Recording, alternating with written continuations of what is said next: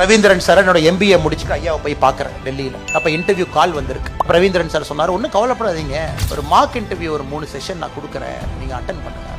First mark interview ஐயா கேள்வி கேட்குறாரு, நான் பதில் சொல்கிறேன் ஐயாவோட சேம்பரில். உடனே என்னை பார்த்துட்டு சொன்னார், தம்பி நீங்கள் நல்ல மார்க் வாங்குவீங்க தம்பி அப்படின்னு சொல்லிட்டு அப்படியே பார்த்தாரு.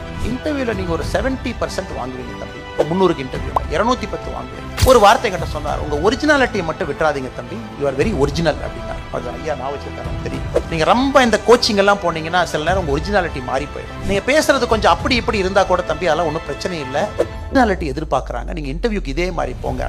அந்த ஒரே நம்பிக்கையோடு இன்டர்வியூக்கு போனாங்க. இன்டர்வியூல எனக்கு கிடைத்த மதிப்பெண் வந்து 240, 80%. திரும்ப நான் வாஜிராம் ஐயா, ரவீந்திரன் ஐயா வந்து பார்க்குறேன், சார் 80% இன்டர்வியூ ஸ்கோர். ஏன்னா இன்டர்வியூ ஸ்கோர்னால மட்டும்தான் நான் சிவில் சர்வீஸ்குள்ளேயே போனாங்க. அவர் சொன்னார், ஆமா நான் எதிர்பார்த்தேன், பட் 80% சில பேருக்கு கொடுப்பாங்க, மேக்ஸிமம் கொடுக்க மாட்டாங்க. அந்த லெசனை தான் இப்போ நான் உங்களுக்கு சொல்லணும்னு நினைக்கிறேங்க. ஒரிஜினலாக இருங்க, பி ஒரிஜினல்.